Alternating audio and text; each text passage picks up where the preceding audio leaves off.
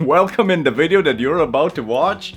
That's all about how not to do any sort of work on your own personal PC. I'm just a guy with a YouTube channel having a lot of fun, but if there's one thing you can take away out of this video is have fun and see exactly how not to do things, especially don't use zip ties in your PC. It seems that right now I sprung a leak. Anyway, I hope you have fun with this one, guys, because it definitely frustrated me. But at the same time, I like to show you how things actually, well, happen in the real world. Enjoy! Today, I want to do a refresh on this PC right here. This is basically my very own PC, which is still running strong, although it's running a Ryzen 9 3900X, a 3090 in there, and basically DDR4. Not that I could or anyone should afford DDR5 right now. It's absolutely RAM apocalypse. What's going on in the PC world since, I don't know, the pandemic. But anyway, and since I'm talking about a refresh, well, I'm planning to use this, the KryoSheet right here. Yes, I have another video with an Asus Zephyrus G16 that I basically swapped out the liquid metal for this, and it's been the best decision that I ever made. And I'm talking about liquid metal versus this. I'm not even talking about the thermal paste that I have in here, which isn't really something really bad. OMG. The CPU just come off its socket. What the hell has been happening here? Well, at least the socket seems to be clear of any of this, thermal paste. But yeah, hell of a job I did. This is the proof right here. Just do it the right way. Don't do it as you see on YouTube nowadays. Oh my god, guys! But I love sharing these details with you because I am just a regular guy like you guys are. So if I can do it and if I can mess it up, then definitely you can mess it up. But at least now, well, you know what to look out for. I think I have the Cryonaut or something like that, but still definitely, this is my workhorse. This is my very own first PC, my true love, so I don't see myself getting rid of it anytime soon. So why the hell not splurge a bit and just give it a full upgrade right here? Yeah, this is the sort of stuff that once applied, you never have to worry about it ever again unless you're taking it apart, which I'm not planning to do anytime soon, not for the foreseeable year anyway. So, this being said, the other thing that I want to do while I'm in there is basically add some more coolant to this 360 AIO right here. Yes, ever since I jerry-rigged it myself and basically fixed the dying pump by switching it out with a bigger, more expensive pump that I shouldn't have really done. But anyway, that's a different rabbit hole that I don't want to go down into right now.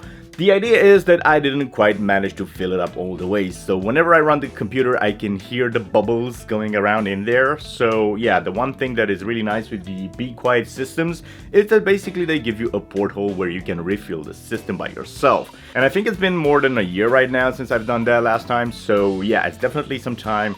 It's definitely the time now to add more coolant to the system. Use the Cryonaut on the CPU and basically give it a brand new CPU cooling overhaul.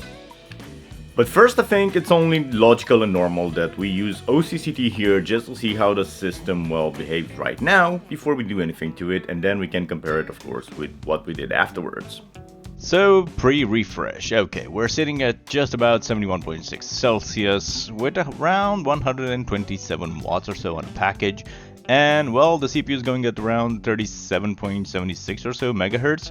So these are the conditions that we can expect after, well, about 10 minutes of testing just before doing the refresh on this rig.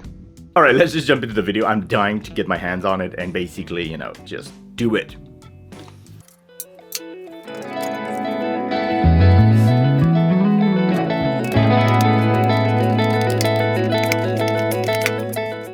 I don't think this is what's supposed to happen.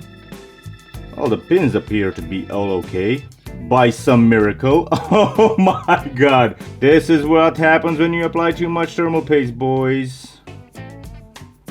Yeah, I'm just gonna twist it off here. Holy moly. Yeah, I'm not happy about this. Ugh. Jesus Christ. Yeah, no bueno. No bueno, boys. No bueno. Just gonna leave this off here for a moment. Oh my god, take a look at all of this gunk. And now I must be really careful not to put any of the thermal paste inside the socket. Great stuff. Great. Let me just clean out this thermal paste here. Oh my god. Take a look at this. A lot of gunk. A lot of gunk. So let's just clean it off then. This is as best that I could get it now. So anyway, it's a miracle, but the pins are actually all okay and straight. Yeah, so definitely don't overdo your thermal paste application. As you can see right now, definitely too much is not good. And actually it is bad if you do it, because then something like this can happen. Although I'm not really sure what happened with the retaining clip, as this shouldn't have happened, but I don't know, probably the force. It does feel a bit loosey-goosey. So definitely the force of clamping it down with the, well, cooler, yeah, overcame the power of it being able to fix it in place on the motherboard. So that's when I took it out, it just plopped it up entirely. Bummer. Yep, those are no bueno, and I have to get rid of them. So one goes into the radiator and the other one goes into the pump. All right, let's try and remove them. What I am basically going to do right now, because I can't seem to get the bubbles out of the, well, pump itself, I'm gonna run the pump just to try and push those air bubbles up to the highest point right here, where is the fill port, and hopefully we can get rid of them that way. Let's see. Somehow get it into the pump. All right, let's see what happens. Hopefully we should see the bubbles traveling right up and then going right up the radiator. Let's see. It seems that right now I sprung a leak. That's because, well, I had it going each and every way, so it's been stressing this zip tie. That's why probably you should use something better than zip ties. So more problems for the moment. Good and tight. All right, let's just give it another go then. No leaky so far. Okay, let's try and see. Let's see. Okay, getting the pump to be like the middle ground so that the air has a natural channel flowing upwards. I think these very fine bubbles here are what you would call pump cavitation. Yeah, grill me down in the comments. Maybe I'm not really all that sure what's happening here. Okay, so this is basically going in like this and going through the pump and going up like that through the radiator, coming back down this way. So having the highest point, which is the fill port right here, basically we have the pump, we have the header, and we have the pump here sitting somewhere in the middle. There's the pump right there, there's the head right there, and here's the fill port right here. So this is basically the highest point in the system right now. All right, still things are better than they were from well, just a while ago. We only have one bubble here, but I'll go ahead and try and refill the port right now, and then we'll do the whole process again until hopefully we get rid of all the air in the system. Hey, I can hear slushing at the top, so that means the air is here.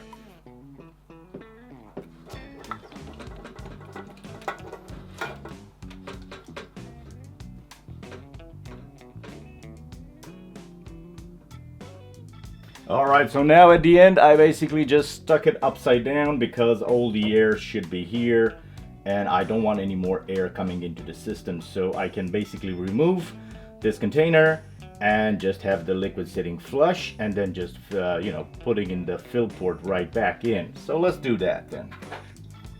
As you can see, it's filled right up to the brim there. There is no more air in this, well, radiator, at least here at the top. So let's try and put in the fill port again, back in. So this is the KryoSheet applied to the CPU, and as you can see, I did a pretty good job considering, well, all my mishaps so far.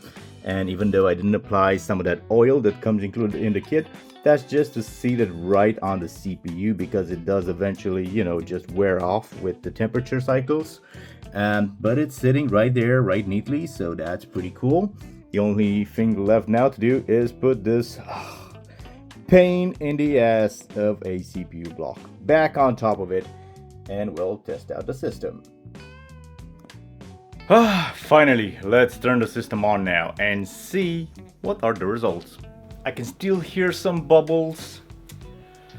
But you know what? I'm just gonna leave it as is. It's very hard, tricky, and complicated to basically get rid of all the bubbles inside an AIO. I think that's why most manufacturers don't even consider giving you the options because, well, let's face it, without the proper tools, you're never gonna be able to make it work 100% right. But hey, the system works. Now let's see if, after all, well, headache, I managed to do anything about, the CPU temperatures. Maybe even a few degrees would make me very happy. But yeah, let's see. Let's stress test the CPU once again for about 15 minutes or so and see the temperatures and results afterwards. Okay, here we are at the end of my struggles, and I can tell you guys that the KryoSheet definitely never disappoints. I have a pure uplift of 300 megahertz or so running on the CPU while I tested, and also there's a 2 degrees Celsius uplift on the CPU, so it's running 2 degrees Celsius cooler than it did before. Yes, my thermal paste application was shit, and definitely don't do as I do as you should do.